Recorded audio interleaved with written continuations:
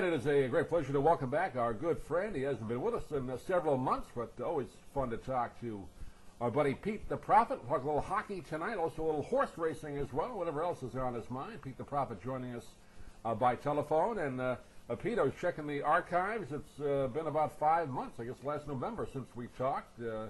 At that time, there was no hockey. We didn't know if there was going to be a hockey season. They finally got it underway, and already we're at the halfway point of the 48-game season. Kind of a sprint to the finish. It really is unbelievable to realize that these hockey teams are playing every night almost. Back-to-back nights, big travel schedules. I love what they did with keeping the games in conference, so that becomes a lot of heated rivalries in a short period of time. And it really has been very, very, very intense. And, I'm sure you're a fan of sports radio.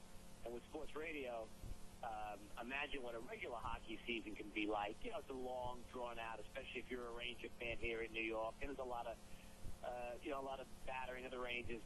But in this short of a time, boy, I tell you, the Ranger fans, they're jumping off the bridges out here. And they're complaining about Tortorella and unbelievable blasphemy. They're going after the goaltender. Lundqvist.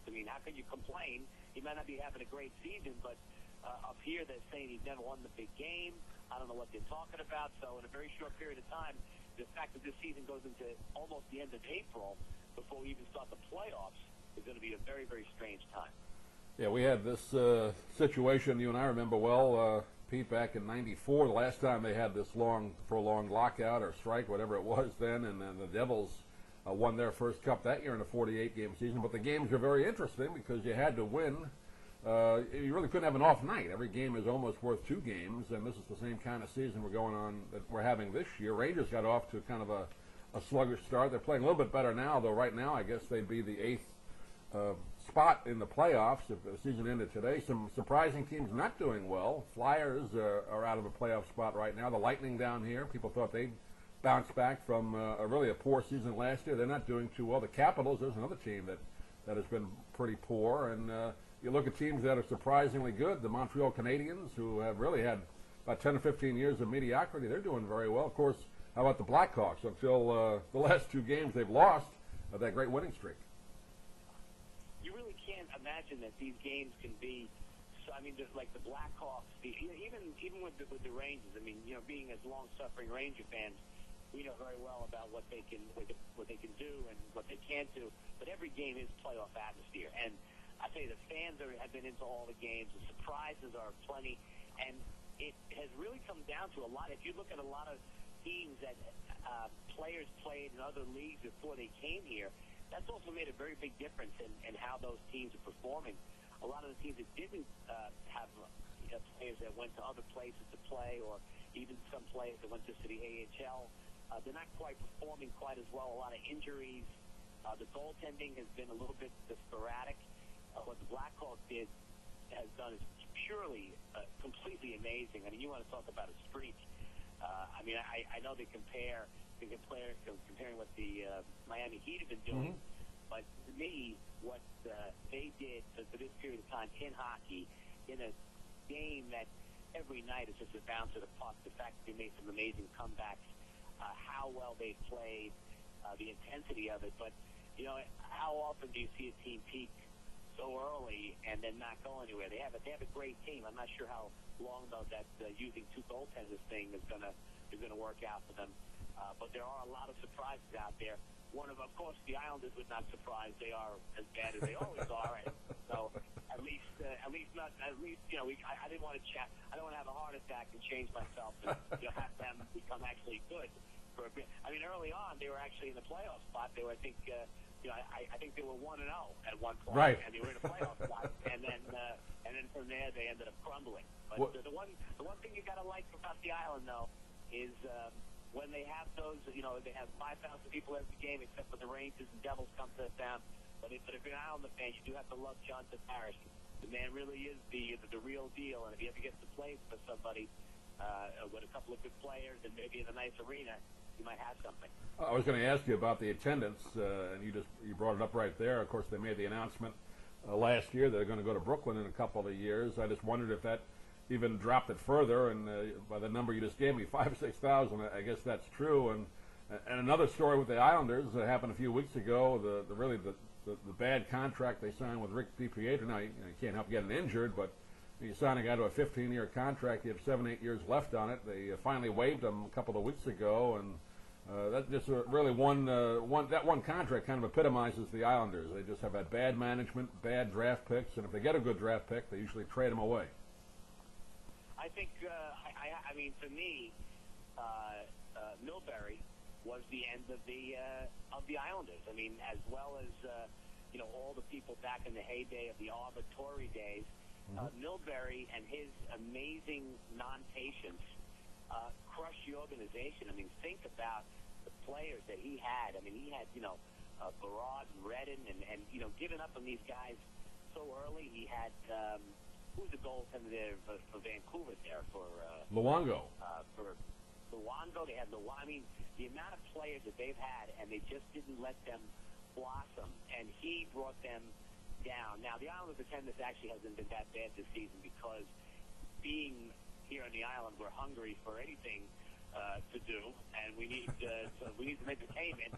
And in such a short period of time, we haven't seen any hockey, so we're coming down to that dump, and we're watching some hockey games. So they're having a few more people than normal, but it's the organization. I mean, I don't know where it's going to go, and I cannot see anything happening until they get over to Brooklyn. It's impossible to get any energy in the building for a sustained amount of time, and I do not see them attracting any big free agents. I mean, even the fact that John Tavares, wants to stay. There are a few people that really just love the island, that they just want to stay here, and it's very hard for me. I mean, Doug, you and I have been quite competitive over all the years in any sport we've done.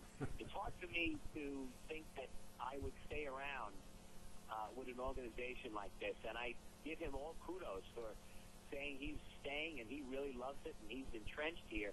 But you'd want to put your talents to work, and it's just so hard to do in front of 5,000 people, and not having your line mates. I mean, the Islanders have been classic at bringing. I'm trying to think of the big goal scorer they brought from.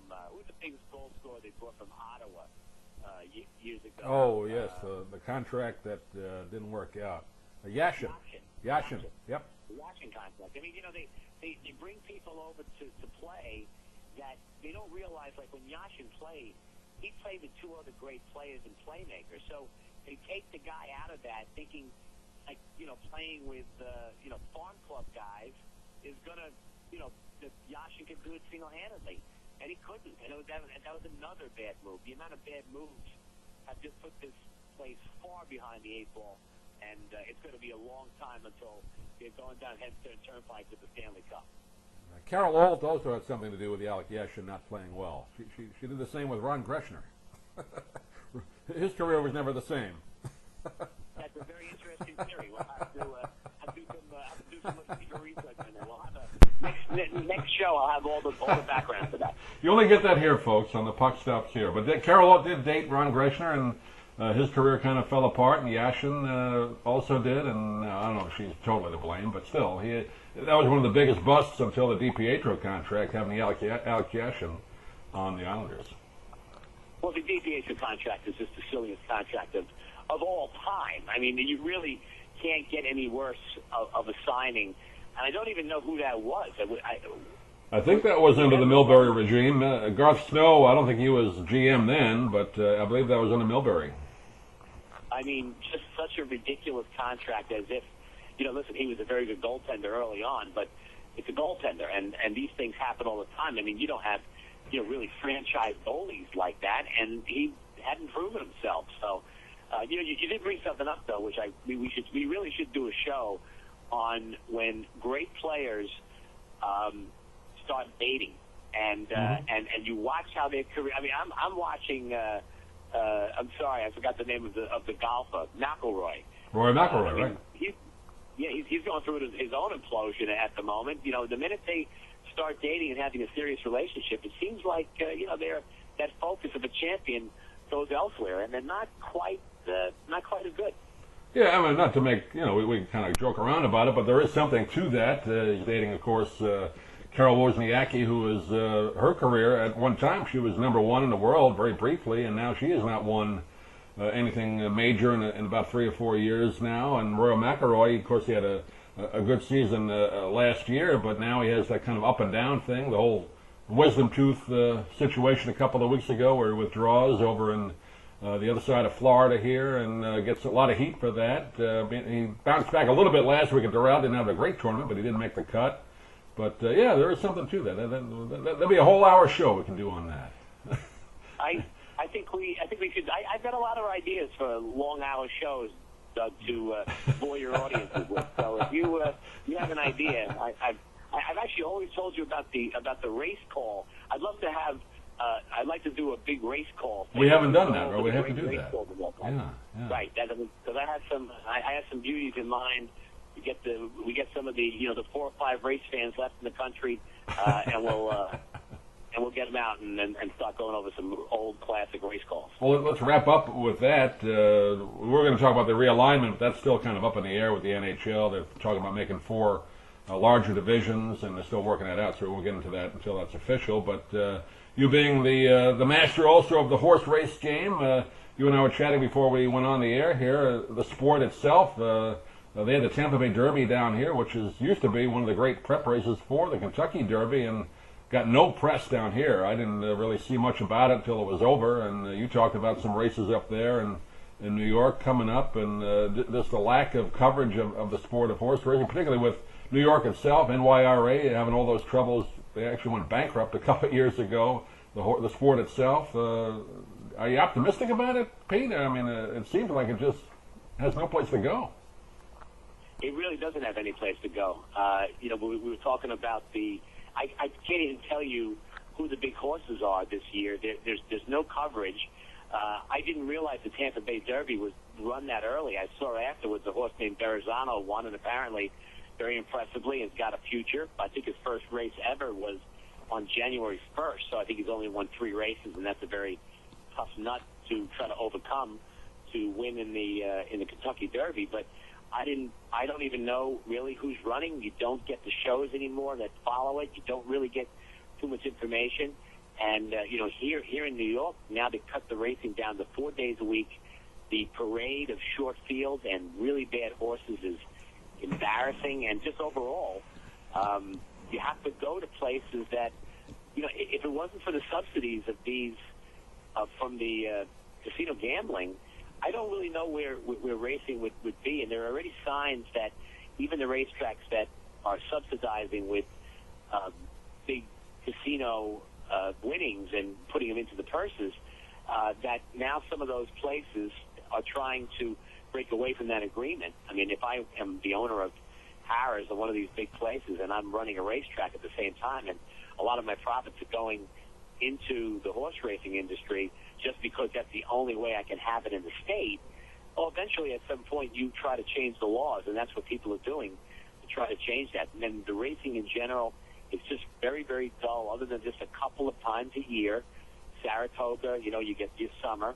The racing in Gulfstream's been very good, but you don't have those horses like you did back in the day that you could actually follow. You knew they'd have a 5 or 6 race campaign.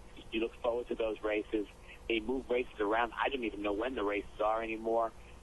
It's very, very disheartening for someone who grew up in the heyday, and I'm sure everyone feels the same way heyday is. But ours back in the day was big crowds and Forgo ruffians and alley guards and secretariats and all the big horses. And now I don't even know who's running anymore. I don't know who the big horses are. Yeah, you and I grew up a mile away from Belmont Racetrack. Whenever they had those great Triple Crown days, we were up there for, of course, when Secretariat won it, and of course Seattle Slew and Firmed and Allydar, those great battles, the thousands of cars that would drive past our houses just to find parking spots. And there still is that interest for the Derby, and if there is a Triple Crown shot, people sort of pay attention to it, but nowhere near what it used to be. You brought up a point there about the casinos at the horse tracks. I know New York has had that now for about a year or two. What's the reaction up there to it? I mean, has that helped? Do people go just to bet on the table games and not gamble on the horse racing. I know down here at the track in Sarasota, the dog track, the poker room is really the only thing that draws very few people. You'll see outside betting on the dog races. The casino is a gold mine. It is an amazing amount of people that come. They do a very, very good job. What was very interesting about the casino is for a while there, they had they had very good food, and they had all these different kind of games. I mean, obviously you can't do table games here in New York at the moment. They'll probably change that at some particular point. But they have virtual table games. The one thing about that has happened is that they've done a beautiful job. It's a beautiful place. But none of that money, the money is siphoned into the racetrack purses for the horse owners, and it's supposed to bring better racing, which it has not done one iota, maybe a little bit during some of the spring and summer months, but only a little bit. And what they haven't done is they have not trickled that down in any way to the racing fan. Mm-hmm. They basically, at Aqueduct, they put a few new TVs in.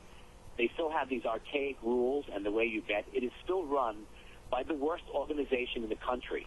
And if you could ever get anybody young and innovative that can come in and would understand what the customer wants, the fact that every single time there's a discussion on what to do with the racetrack, and they keep throwing money at horse owners and all this other stuff that goes on, but they never just ask what the $2 bettor wants.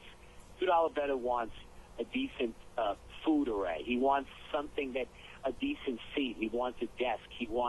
There's so many things that he wants, and at this racetrack here, and just the visual aspect of it at the racetrack, at Aqueduct, is a dump.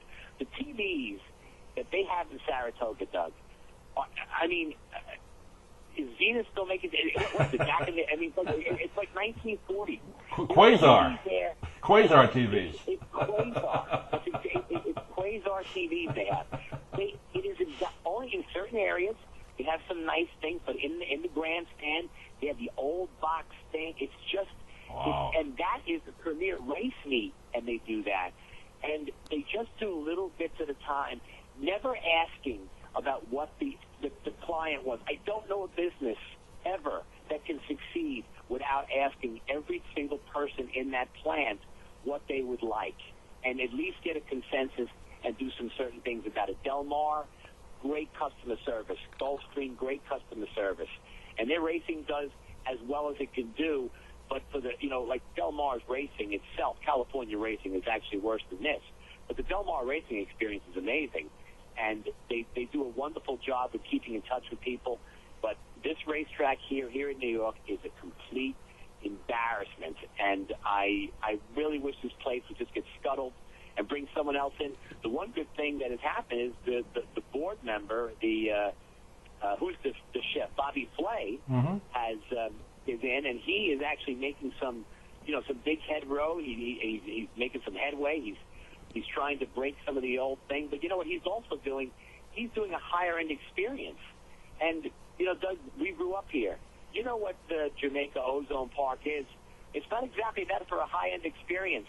No. It's a $2 better. And, it's basically a glorified OTB. So if that's what it is, let's treat these people like they're human and not like they're these just people that, barely exist. There's such a disdain by the NYRA. It's amazing. And it's amazing the opportunity that's wasted every single day at the racetrack. And the only reason why people go, because there's no other game in town. Because if I could open up a racetrack and I could run it in my backyard, I'd have more people than Belmont does.